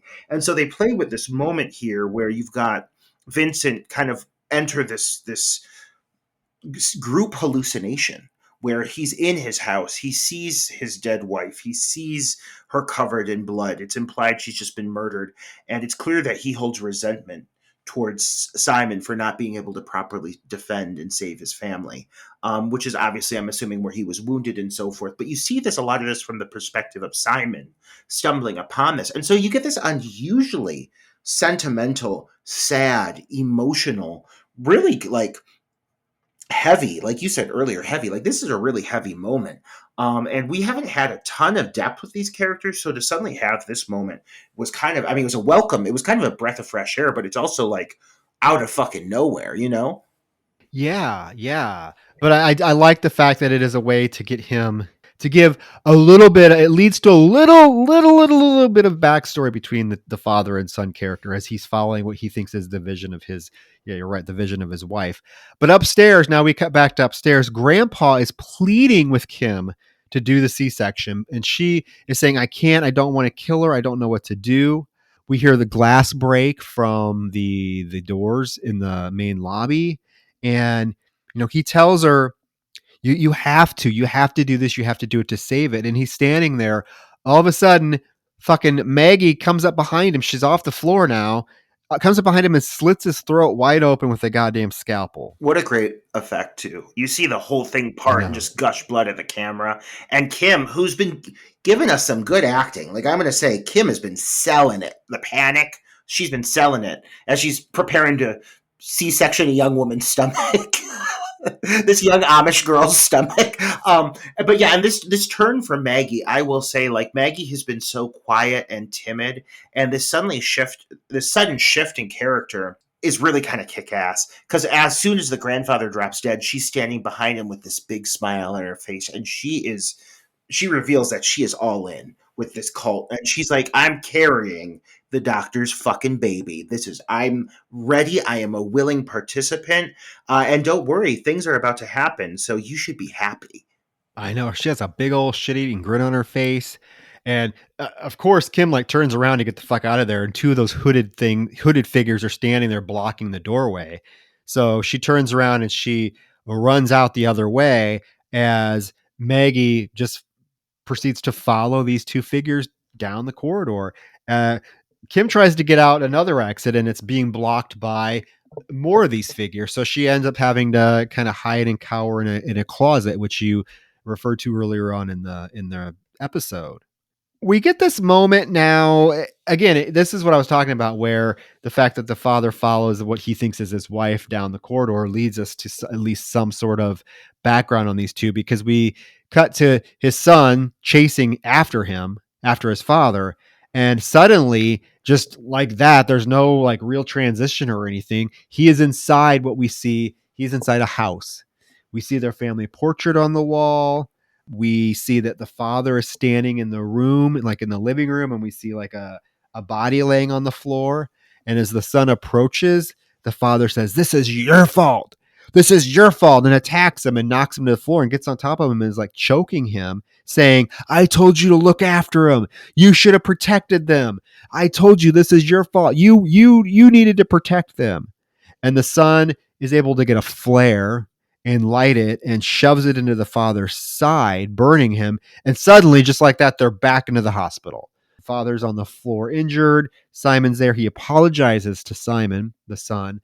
But like, I'm trying to piece together what specifically happened here. So the father left, and did these cult members come to the house and kill his wife and kid, and Simon didn't protect them? I guess I'm gathering that's kind of what happened. That's what I'm gathering too. I think that's why he has the wound to the throat as well. I think that he survived, but I think the father, because it's clear the father is a very angry person. I think that's just a character trait, but with good reason now because it's vengeful. So I think he is kind of. I feel that Richard is kind of mentally manipulating him to bring out this anger and this rage and blame towards him, and causing him to turn against his son, because when he wakes up from this kind of stupor, this hallucination, he apologizes. I think he knows that that's not clear thinking, but it is rooting from something. It's something that's rooted deeper, that he really took and he exploited. Richard, he exploited these emotions that Vincent was having towards his son. But it does go to show just how powerful Richard is becoming. Like, as this whole thing is unfolding, he is just morphing into what is a completely new entity. It's really terrifying just how much power he has at this point. Yeah, being able to manipulate emotions, minds, and we haven't even talked about the fact that who these people in the white robes are, Roger. These are people that are like part of his cult, right? He has under his control, and they kill for him. And there's a lot of them. There's a lot of them. And why are they killing for him? Yeah, that we don't know. I mean, that's not really truly explained. This high volume of people. I'm wondering if it's because he's promising them eternal life. Is that why they're doing it? This is where I could have really used more of the cult angle, because I'm curious how Richard, who seems like a very mild mannered and likable individual when you see him as a doctor, I'm curious like how he was coercing or luring people into the cult. Like obviously he would, it was stated that he was bringing people back, having people get lured back, like drug addicts and junkies, back to this farmhouse for sacrifices. But what about the cult itself? Like, who is involved in the cult? Why are they so susceptible? Like, obviously, we see that Maggie is, and this is a very small town. So, I mean, I'm sure that could have been explained easier. There is one line earlier in the movie that we really didn't even touch on, and it's so, like, in passing. But when they get to the hospital, everyone's like shocked to see when Dan arrives with James, and he says, he's like, what, the dispatch didn't call it in? What? Like he questions it, and I almost wonder if like some of the police force and everything, it's supposed to be hinting that they purposely lured him to this hospital. I'm hoping that's the case, because that's a really awesome twist, but you don't fucking see it. You don't see enough of it at all. But I am thinking that there has to be a pretty large number of people within this town who have fallen susceptible to this doctor, because it's a very high volume of people who are participating in this cult. I would just like to have seen more explanation as to who. I'm with you there. There's a lot of them. I mean, there's tons of them. Like we saw how many of them were out there in the hospital. And it's like, what is their motivation for killing for this doctor? They're doing his bidding. They're killing for him. But what are they being promised? And the only thing I can think of is like eternal life. I mean, we already know that cults, there are people that can influence people to kill. Look at like Charles Manson. It does happen. But in this film, I think that these cult members, their white get-ups, the triangle thing on their hoods, is one of the most striking images from the film. So I would have just liked to have had a little bit more explanation in terms of their story. Who are some of these people? Like, are they like friends of the Are they friends? Are they your neighbors? Are they the dispatchers? Who are these people? Who are these people, and why? I agree on that. I definitely agree. I think that would have just added one more layer of understanding that would have made this feel a little more cohesive. Well, Carter is moving down the hallway with his axe, and he sees a lighted room and hears somebody whisper his name. And as he's approaching, we realize it's the delivery room. It says delivery room. He goes in and he finds Allison on the delivery table. She's scared. First thing she says to him is, "I can feel it coming." All of a sudden, the lights go out. The doctor's voice says, "I know your secret, Daniel. The night Allison lost her child, I saw the relief on your face. So I have went ahead and given her what she wanted. She's a mother now. Isn't she beautiful?" And then the camera pulls back, Roger, and now she is a fucking tentacled creature looking like a goddamn daddy long legs on that operating table. Oh my God, this moment. Well, I mean, I think it's really beautiful and poignant. And again, some of the character development we needed. When he enters, he's in his own hallucination. He's seeing the initial moment of her going into the labor that was when they lost their child, and so that's really touching. So now for Richard to turn this around on him and saying, I know that you were relieved, you weren't prepared for that child. This is probably why their relationship fell apart, I'm assuming.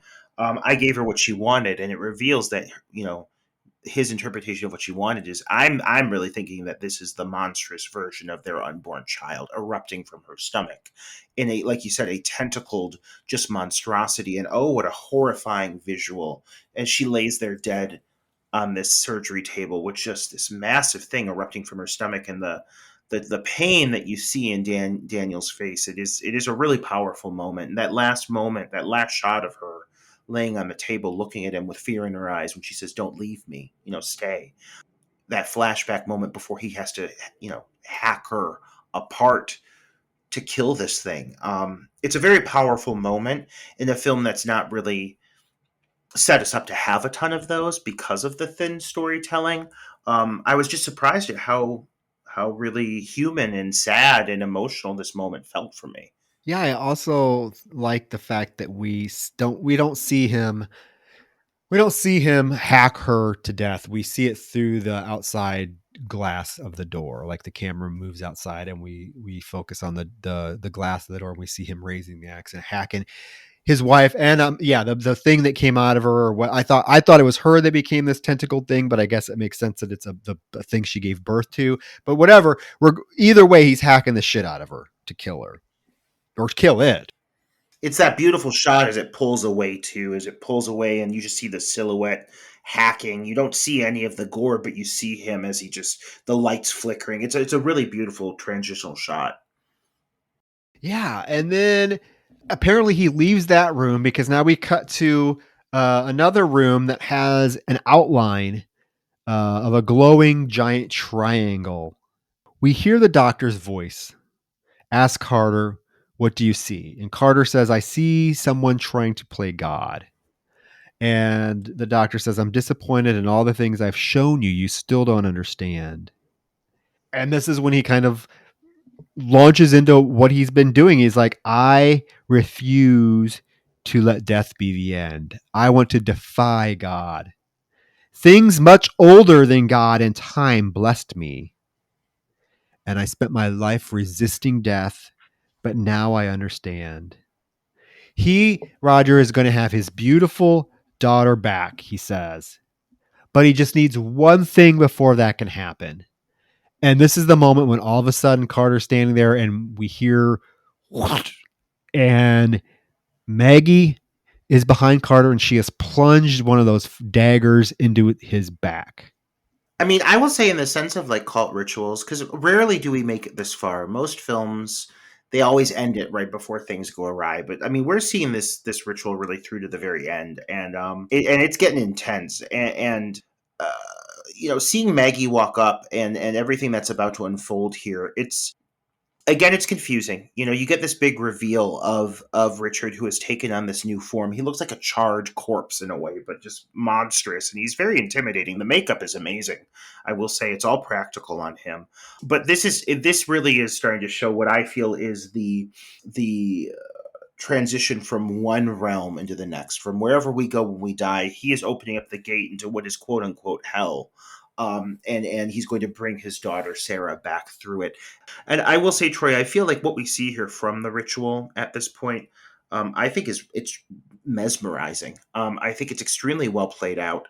Something like this does not exist, so you're not going to be able to have it make complete sense.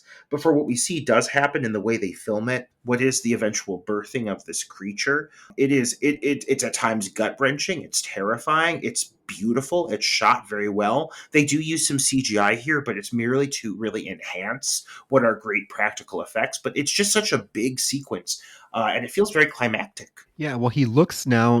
Dr.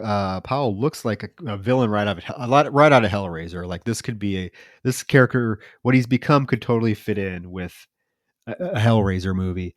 Maggie is smiling. She is proud of what she's done. She walks up to him. She asks him to bless her baby. And so he goes and touches her and he says, "Place my daughter inside this vessel." And yeah, we get this rebirth scene where Maggie starts to writhe in pain. She falls onto the floor, and all of a sudden, this giant fucking monstrosity bursts out of her stomach. Blood sprays everywhere, of course, killing her. We see its giant ass foot step out of her womb. It steps on some of the like cloaked white guys and smashes their heads. It is it's insane. And the father and son, Vincent and Simon, come in and they start to shoot it and whatnot. And it attacks. It has like this droopy skull and like droopy face. And it gets the father on the ground. The tentacles literally start to go into the father, and he screams at Simon to kill it. And he's dumping, like, I think it's like rubbing alcohol all over himself. Simon does light a flare, and finally he hesitates, but he finally does throw the flare at the creature and his father, burning them both alive. I mean, yeah, everything leading up to this is great. It's the effects are stunning. I mean, for a little indie film, this is top notch. I think indie filmmakers need to take some notes here, because everything is just masterfully done.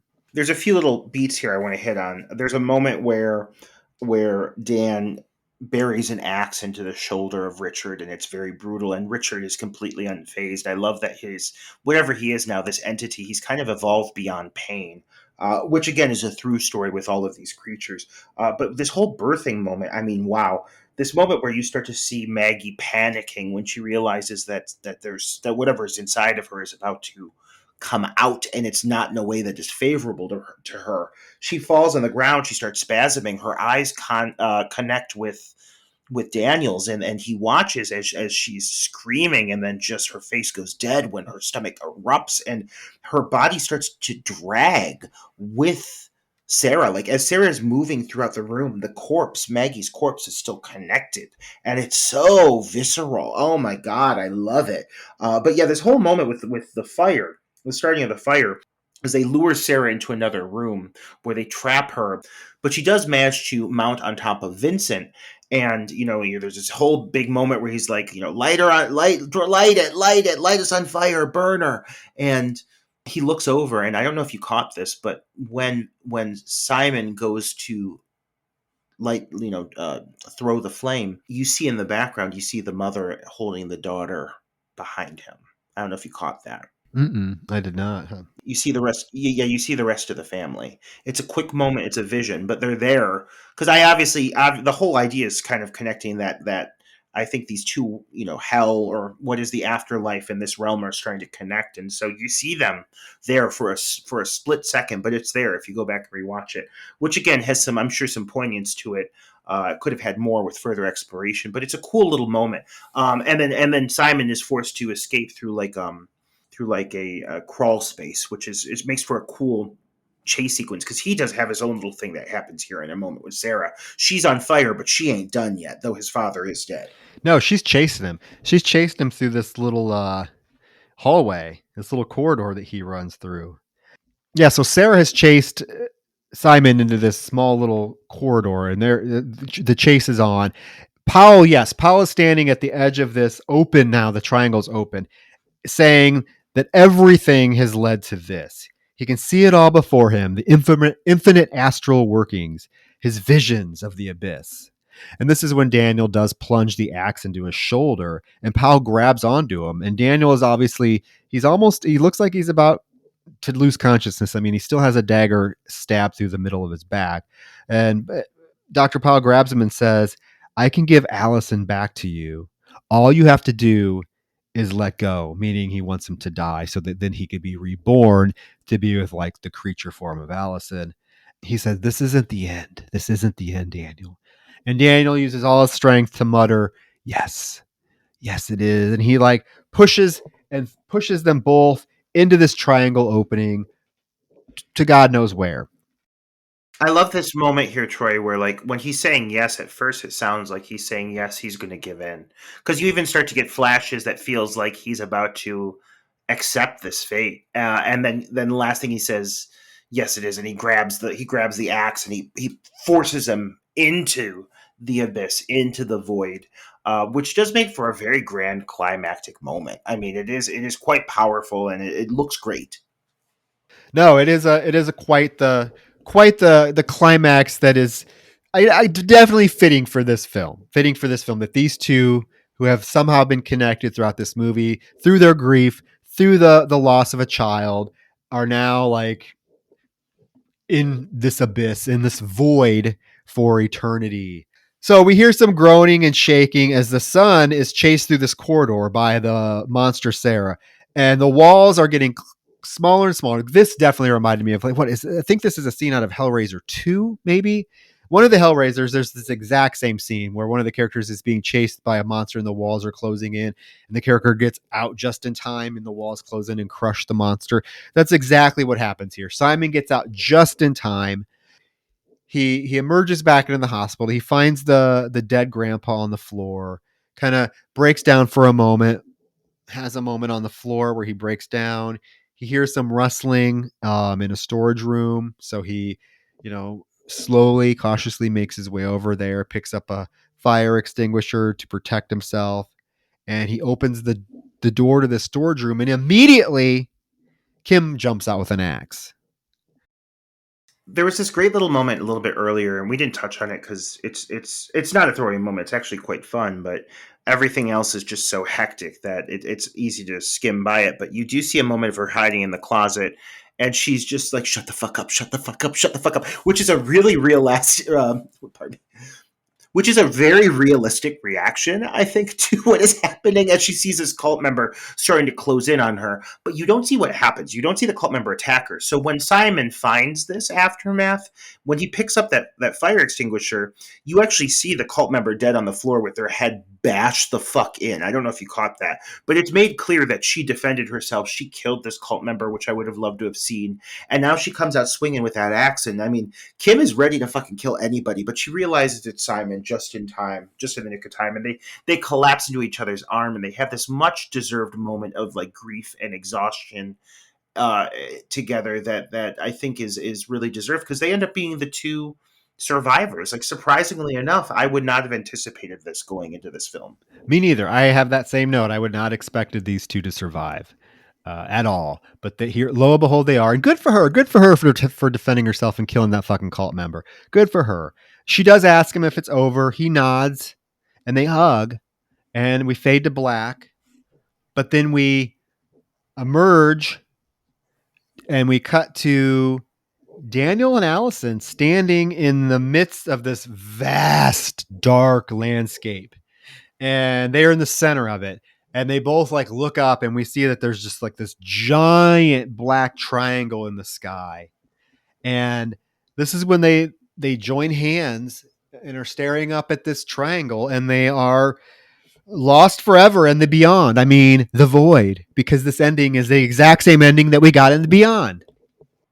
It is shockingly similar to the ending of the Beyond, and that is honestly what triggered my wanting to watch this film and review it with you. Because, I mean, while everything up to this point has been a delicate homage to other films that came before it, be it slashers like Halloween or video games like Silent Hill or surreal Italian horror like The Beyond, like you mentioned, everything has felt like a homage and not like a direct ripoff. But this ending, man, I mean, it's beautiful. It's green screen, but it's beautiful. It's very well done.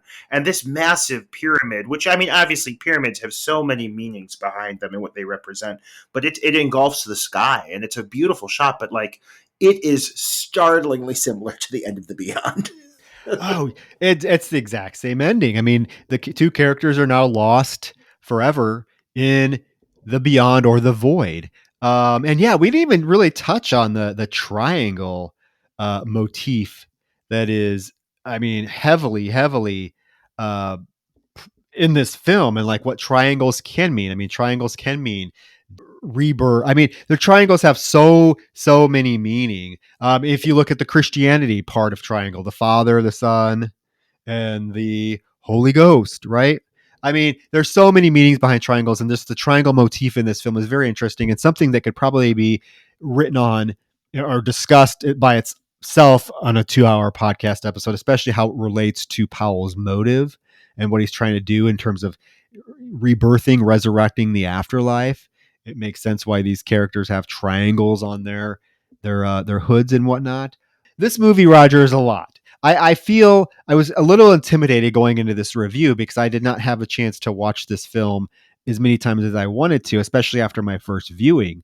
After my first viewing, I was like, shit, this film is a lot deeper than what I thought it was going to be. And I'm always diligent, and I always want to give a film my full focus, and so that the episode, I sound like I know what I'm fucking talking about. So I was super just intimidated by this film, and I did not get to watch it as many times as I wanted. I feel like with anybody, this film is going to be one that you need repeated viewings to really catch everything. And I really wish I would have had a chance to watch this at least one more time before we recorded the episode, because you brought up a few things that I didn't even catch. But one of the things is, Roger, this film gets so chaotic so quickly that it is very easy to miss things. And I will say, like, my first viewing of this film, and I think I told you this, I kind of felt, I was like, I don't know. I kind of feel cold about this film. I watched it again and I'm like, okay, I love the visuals. I love the special effects, but it really is lacking something for me, especially in characters and just like a plot that is fully plausible and engaging to me. But I will tell you this, and take this how you will. Going into this review, I was really hesitant. I was like, I don't know about this. I don't know.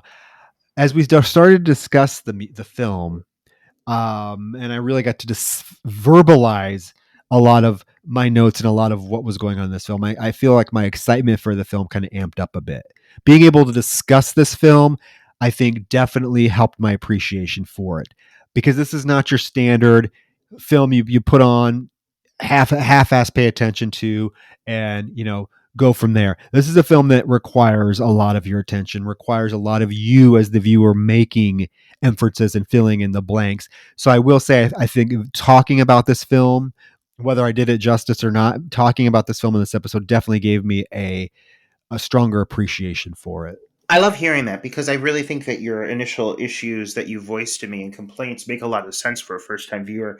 And the thing is, I think it can come off as a film that maybe seems like it doesn't have its characters' priorities at heart, or it's not trying to prioritize their personal journeys. And I really think it's the opposite of the fact. I really think that there's a lot of hidden messages here where you realize just how deep this story is and the undercurrents that run through it.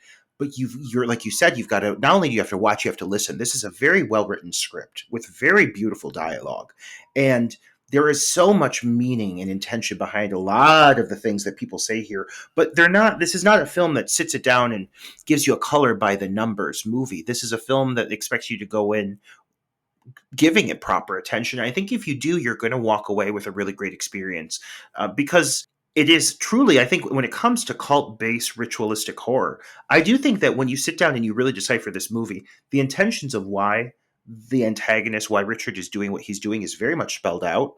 You may not know the ins and outs and the intricacies of the actual ceremony itself, but you understand what he wants out of it, and you understand that his goal has become something far more maniacal and far darker than it ever was really originally intended. It started off that he just wanted to reconnect with his daughter Sarah, and it opened up his mind to far darker material than he ever anticipated, and that's a dangerous place for anyone to be, especially someone as intelligent as himself. Being a doctor and knowing what he knows, he's been able to take this thing further than anyone has prior. And I think that it makes for an interesting villain. It makes for some interesting character dynamics. But yeah, it's not provided for you as the viewer in big drawn out scenes where people get to sit down and really explore their feelings. You're there kind of almost in real time with these people. They don't give you a ton of exposition unless it feels like it's naturally going to come up between these characters. And you just kind of have to follow along. But if you do, I promise, I think this film will pay off for you. If you are someone who is a fan of this movie, I'd love to hear your thoughts. I'd love to discuss it. I think there's so many visuals in this movie that are handled with such care in tribute to films that came before it.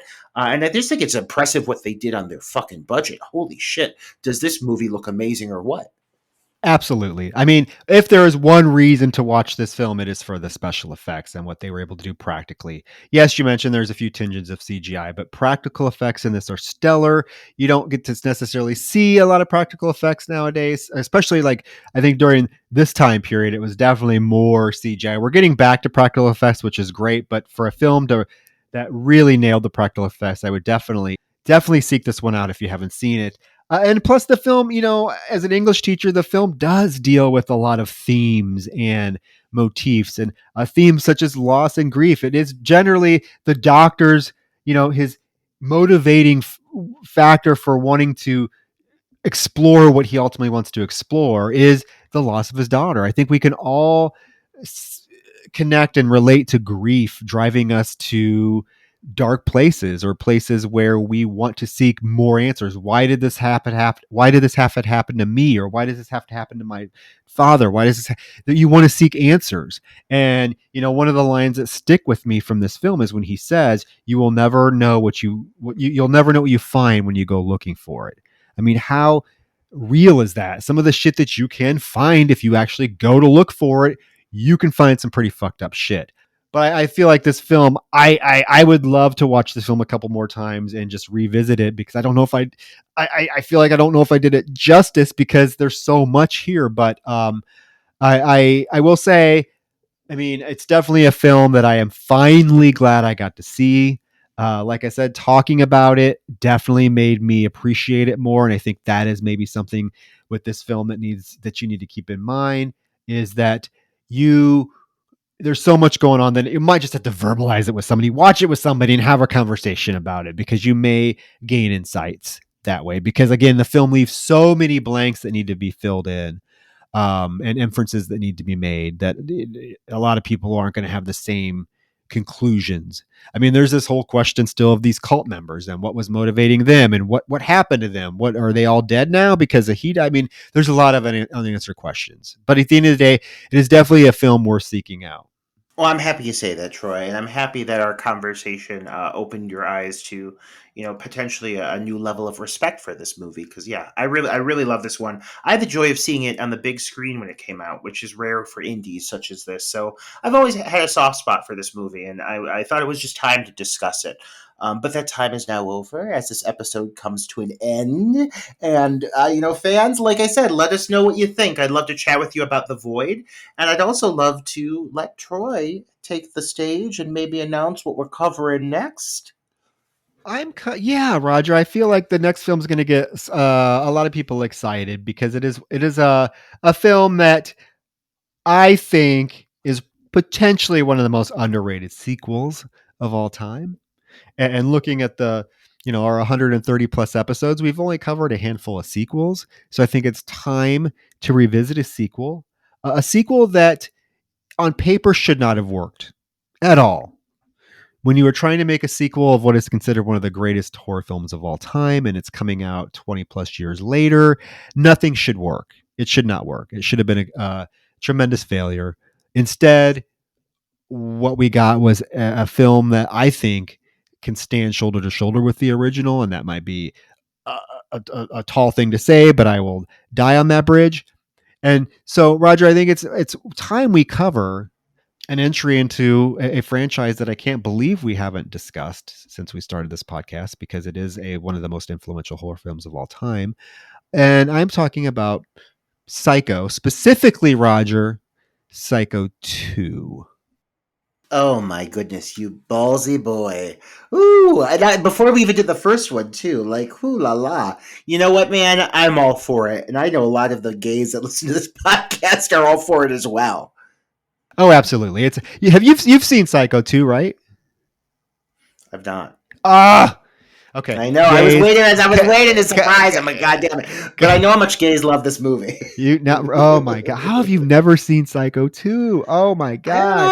I know. You were in for a treat. No, you were in for a treat. You're gonna okay. I cannot wait to hear your thoughts on it. And I if I remember correctly, I don't think you're not a huge like Psycho the first film fan, are you? Oh, I respect the hell out of it, and I really think it's beautiful. Like, no, I really enjoy the first movie. It's one of my earlier exposures to horror too, appropriately so. So, no, I have a good knowledge of the original film. Okay, so I think the sequel you're gonna have a lot of fun with. Cool. So yes, guys, now I'm super excited. You guys have to tune in for next episode to hear Roger's virginal Psycho 2 hymen being popped. Oh, fresh back from Mexico, tinted, kissed by the sun, tinted tan and bronze. Just I watched Psycho 2. I can't wait. I cannot wait. All right, guys. So yeah, Psycho 2. Let us know your thoughts on The Void. And yeah, we will be back a little later next week because yes, Roger's going to be in Mexico, so our next episode might be a few days later than what we usually like to release them, but Roger deserves it. Roger fucking deserves this Mexico trip after fucking moving, dealing with that, finally wrapping on meat. He deserves this fucking vacation. So you guys can wait a few days for Psycho fucking 2. Oh, you tell him, sister. Amen. Thank you. Thanks for the brief retrieve, everyone. I'll be back and I'll be ready. I'll be ready to talk Psycho 2. All right, guys. Thank you. And yeah, we'll see you next week. Have a great night. Bye.